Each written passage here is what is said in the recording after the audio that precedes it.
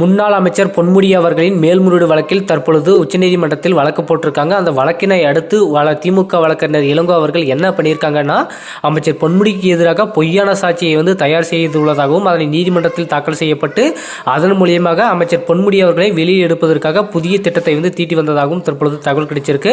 அதனைத் தொடர்ந்து என்ன பண்ணியிருக்காங்க என்னன்றது முழுமையாக நம்ம இந்த வீடியோ பதிவில் பார்க்கலாம். உயர்கல்வித்துறை அமைச்சராக இருக்கக்கூடிய பொன்முடி அவர்கள் அவருடைய வழக்கில் உயர்நீதிமன்றம் அவருடைய விடுதலையை ரத்து செய்து கிட்டத்தட்ட 3 ஆண்டுகள் சிறை தண்டனை கொடுக்கப்பட்டிருந்த நிலையில் 50 லட்சம் அபராதமும் அவரது மனைவிக்கும் விதிக்கப்பட்டிருந்தது.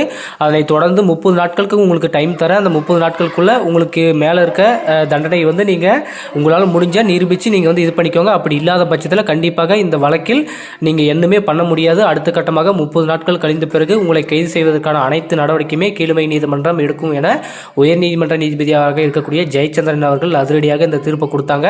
அதனைத் தொடர்ந்து தான் அவருடைய வழக்கறிஞர் இளங்கோ அவர்கள் உயர்நீதிமன்றத்தில் நீதிபதியிடம் வாக்குவாதம் செய்யப்பட்டு அதன் பிறகுதான் உச்சநீதிமன்றத்தில் வழக்கு போட்டாங்க. அந்த வழக்குக்கான விசாரணை நடைபெறுவதற்கான நேரமும் காலமும் இன்னும் அமையவில்லை என உச்சநீதிமன்ற நீதிபதி அவர்கள் சொல்லியிருக்காங்க. ஸோ உடனடியாக நீங்கள் வழக்கு போட்டால் உடனடியாக உங்களுடைய வழக்கெல்லாம் நான் விசாரிக்க மாட்டேன், அதுக்கான வழக்கு எப்போ வருதோ அந்த வழக்கு அப்போ தான் நான் விசாரணை செய்வேன் என உச்சநீதிமன்ற நீதிபதி அவர்கள் தாறுமாறாக இளங்கோ அவர்களுக்கு பதிலீடு கொடுத்திருக்காங்க. அதனைத் தொடர்ந்து இளங்கோ அவர்கள் புதிய ரகசியமாக ஒரு பொய்யான சாட்சியை ரெடி பண்ணியிருப்பதாகவும் அதனைத் தொடர்ந்து அதை உச்சநீதிமன்றத்தில் நிற்க வைக்கப்பட்டு அதன் மூலியமாக அவங்க என்ன தீர்ப்பு கொடுக்குறாங்களோ அதை வச்சு பொன்முடியை ஈஸியாக வெளியே எடுத்துடலாம் அப்படின்ற மாதிரி ஒரு புதிய திட்டத்தை தீட்டிட்டு வராங்க. ஆனால் அது நடக்காது.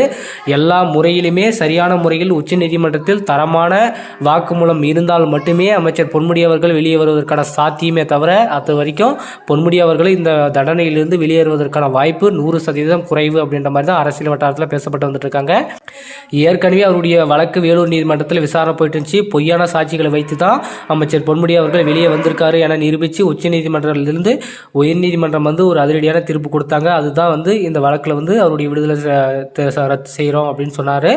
ஆனால் இப்போதைக்கு அவர் என்னதான் பொய்யான நாடகத்தை ஏற்படுத்தினாலும் சரி, பொய்யான முறையில் சாட்சிகளை கொண்டு போய் உச்சநீதிமன்றத்தில் நிரூபிக்க நினைச்சாலும் சரி, ஆனால் ஆப்பு கடைசியில் யாருக்குன்னா அமைச்சர் பொன்முடி அவருக்கு தான். அதனால் கண்டிப்பாக அமைச்சர் பொன்முடி அவர்கள் எது பண்ணாலுமே அவருக்கு மிகப்பெரிய ஒரு இழப்பை ஏற்படுத்தி கொடுப்பதற்கு தயாராக தான் இருக்குது. ஆனால் அது மட்டும் இல்லாமல் அமைச்சர் பொன்முடி அவர்கள் இப்போ இலாக்காக்கு இல்லாத அமைச்சராக இருக்கார், திமுகவில் ஒரு பார்ட்டாக இருக்கார்.